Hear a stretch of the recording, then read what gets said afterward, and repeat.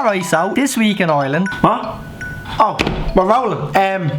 This week has been a very quiet week. Hello my good friends, what is the crack? Welcome back. If you're wondering why I may be a little bit quiet in today's video, it is currently 1:30 in the morning. People are asleep, so I need to just tone it down just a little bit. And for those of you saying, nah, 1:30 in the morning, look, it's bright in your house. It is called a light behind the camera. Anytime I always say I'm recording late, people always say you can't be. Look how bright it is. Once again, it's called a light. So as I just said, it's a quiet week, and to be completely honest, it really is. There ain't much to talk about. Obviously you seen the title and thumbnail. I have like travellers racing horses up the motorway. We want to talk about Mattress Mick giving the Defence Forces mattresses. We've got a little bit on the coronavirus, and we've also got like some weird weather conditions where like we've flooding in parts of the country, we've snowstorms in other parts of the country, and we have Irish people suffering as a result of a sandstorm from the Sahara Desert. Now before we get into all the stories, I wanted to say really quickly, if you have not watched last week's video, my advice would be to you to just go and watch it maybe after this video, or even just right now, and then come back to this. The reason for that is either Conor McGregor, someone in his family, or someone part of his team does not like that video and basically doesn't like what I said about it, because they've tried to have it taken down twice, once today and once about 3 or 4 days ago, and they're unsuccessful. So it's currently still up now. I think of about a couple of days of it being left up, and then it's just going to disappear. So if you haven't watched it, I'd advise you to go and watch it. Also, for those of you that have watched it, big thank you very much for watching it. The support on it has been massive. We haven't hit numbers like that in a very long time. And while we're talking about videos, if this video hits 1,000 likes in the first 24 hours, I will I'll do a forfeit of your choice, or I'll break me back and I'll do an extra video next week for you. Snowfall in Donegal causes traffic disruptions, school closures and power outages. Yeah, so basically they woke up to a blanket of snow. There's the pictures there. Not that much of a big deal, not big news. Woo, what are you doing? Is it global warming? Possibly, I don't know, nor do I care. Anyways, just shut up and get on with it. Contrast to the snow in Donegal, you know the river Shannon, the longest river in Ireland. Anyways, in Clare, it has basically burst its banks, and look at this picture here. As you can see, every single house has a swimming pool in its back garden, which to me doesn't seem like a big problem. But to be serious, as you can see from the picture, nearly every house is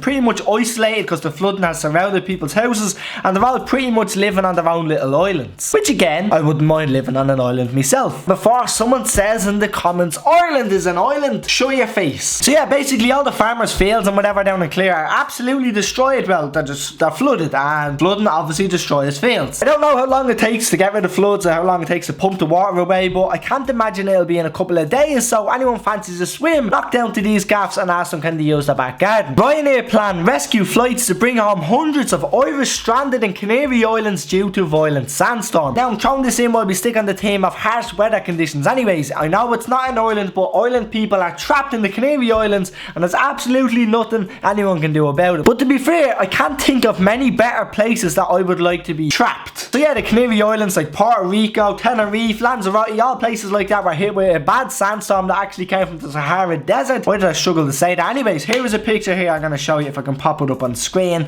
Here we go. So this picture here was taken from an Irish woman from Cork's balcony, and then the next day, that's the picture there. So that's why the flights cannot come in and out of the islands, because the pilots obviously can't see anything. So those pictures here kind of give you a little bit of an idea of how bad the sandstorm actually is. Most people are having to wear face masks and whatnot, because obviously breathing in sand ain't that good for your lungs. A couple of other things it'd also be bad for is like sand in your eyeballs and all that wouldn't be too great. And do you know what actually annoys me from when I was a kid and I used to go to the beach and like a bit of wind would come and blow sand at you when you were eating a sandwich, you know, like there's a normal like chicken sandwich or bread, butter, ham, whatever you were having, and you bite in and you get that dirty sandy crunch. That was vile, and this is what they're having to put up with all day every day. So do I pity you? Actually yes, a little bit. So I hope you all get sorted. There was apparently people stuck in the airports over there for like 72 hours, which for anyone that's bad at maths, that is 3 days in total, which is a disaster, especially for people with young kids and whatnot. And yeah, it's not great, is it? Anyways, at the time of recording, they are planning on like getting people out, and apparently flights are going to resume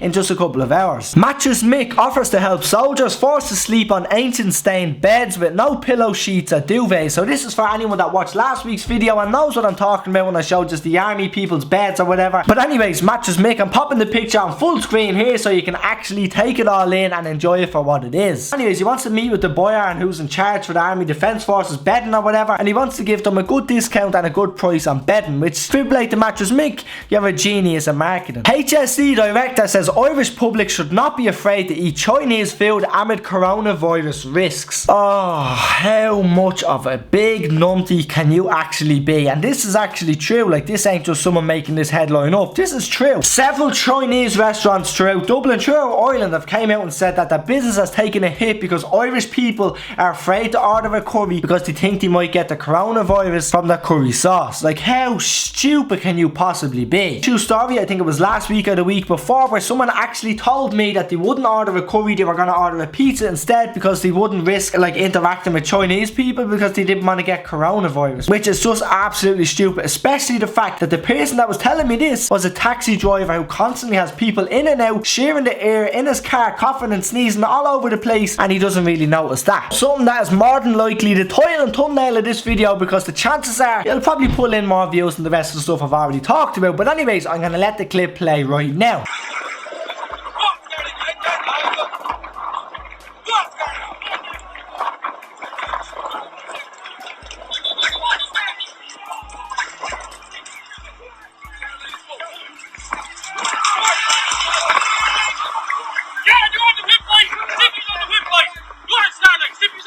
Now, what exactly did you just watch? That is travellers racing two horses using sulkies on the motorway over in Italy. Absolute idiots. One, this is massively illegal, and two, this is obviously an organised race based on the amount of people hanging out of cars to watch this and the massive convoy of people behind the horses to stop any other road users actually just driving past. And also, the person that recorded it was up on a bridge, obviously knowing this was going to happen, and they were there to watch the race. Absolute idiots with no respect for the animals' welfare. I don't really have too much to say about it. It's just, it's reckless, it's stupid, it's idiotic, it's just endangerment of animals and the people on the back of the horses. Like, I don't really have too much to say about it other than just, if you are watching this, I'm gonna actually call you the numpties of the week. Now, my friends, that's gonna be all from today. My apologies if there wasn't any very interesting stories. As I said, it was a quiet week. There ain't too much to talk about, just stupid weather stuff. And also, my apologies if my energy wasn't as good as it usually is. It's now after 2 o'clock in the morning, the family's in bed, the neighbours are in bed, and I don't really want to wake people up. If you have enjoyed the video, make sure you do slap a like on it, because it lets me know that you're enjoying the videos. And also leave a comment down below,